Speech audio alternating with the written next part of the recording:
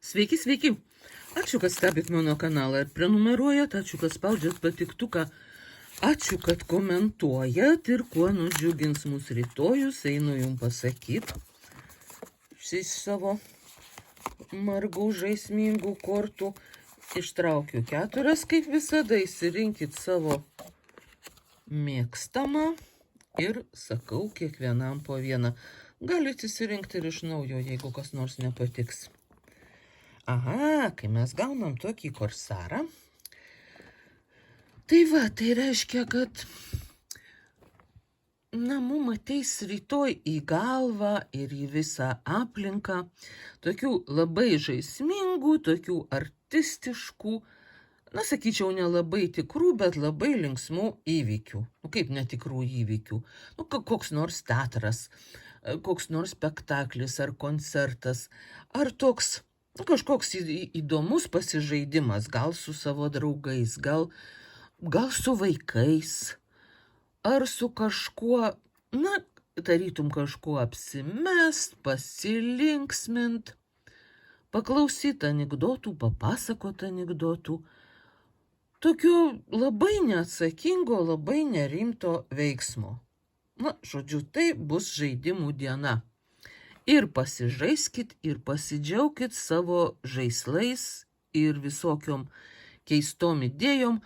Gal iš tų keistų idėjų ir keistų žaidimų kokiu nors minčių jum kils, arba šiaip pasilinksminsit, tai jūs nudžiugins ir bus tokia, šiek tiek artistiška dienelė. Tai čia, mylimieji. Labai graži korta. Tai jeigu jūs ieškojot meilės, tai jau nebeieškokit, meilė už durų, jau ateina pas jūs, jau ima ir ateina. Ir jūs galite ją pasinerti ir ten būt visą dieną.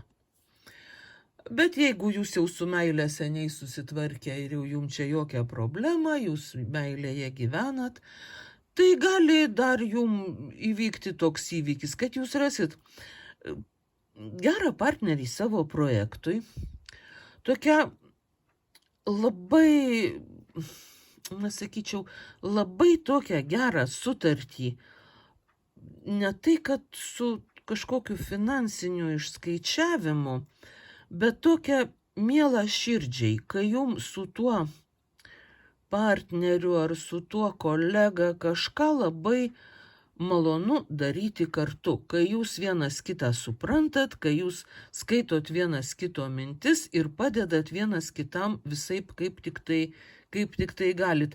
Nes dirbant kartu rezultatas yra geresnis.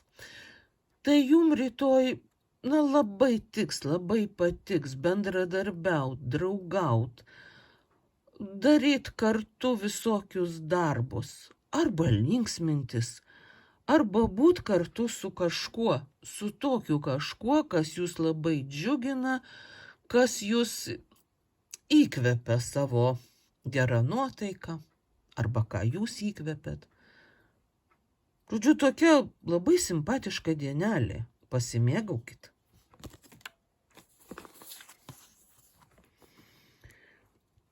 Čia dar vienas truputėlį artistas.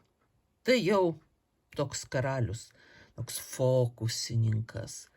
Toks irgi ateina pas jūs rytoj, jums pakelt nuotaikos, jūsų pralinksmint, kažką tokio įnešti, kas jūs ištrauks iš kasdienybės, iš rutinos, kažkokių jums parodys paveikslėlių, filmukų, fokusų. Atrodys, kad tai visai nerimta, bet jo tikslas yra toks, jūs šiek tiek pažadint iš tos nuobodžios kasdienybės, iš to darbo, to rūpesčio, kuris jau taip ten jūs galėjo būti prarijęs, kad jūs net nematot aplinkoj visokių linksmų, simpatiškų ženklų. Tai jums parodys tos ženklus, jums parodys, kad yra labai gražių, linksmų dalykų, kuriuos jūs buvot pamiršę pastebėti. Ir jūs juos visus pastebėsit, jums juos kažkas parodys arba pamatysit patys. Ir tai jums patiks, ir tai jūs pradžiugins, ir jūs net paklaust, kaip aš nemačiau to anksčiau, va man buvo prieš akis šitoks šaunus reginys, o aš ir nemačiau, kaip čia yra faina ir žavu. Ir tai jūs pradžiugins be jokios abejonės.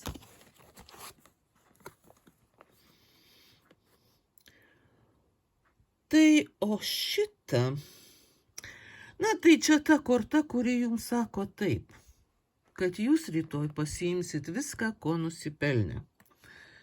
Tai todėl jūs gausit pačius geriausius dalykus, kadangi esat patys geriausi žmonės. Jautriausi, šilčiausi, maloniausi. Ir todėl jums aplinka atneš visas tas dovanas. Jūs geriausi tėvai, todėl jūs myli vaikai, jūs geriausi mokytojai, todėl jūs myli mokiniai. Ir iš viso jūs geriausi darbuotojai, todėl jūs myli darbdaviai ir jūs geriausi. Žodžiu, viskas taip ir yra. Jūs nusipelnę pačių geriausių dalykų, kadangi jūs patys esate patys geriausi. Nepamirškit šito prisimint. Jūs geriausi ir todėl jums tenka geriausi dalykai. Neabejokit šituo, nė sekundės, nė minutės. Jūs kaip atsibusit, taip ir prisiminkit, kad jūs tie geriausi asmenys, kuriems šiandien atsitiks patys geriausi dalykai. Ir tai jūs džiugins nuo ryto iki vakaro. Tai yra puiku.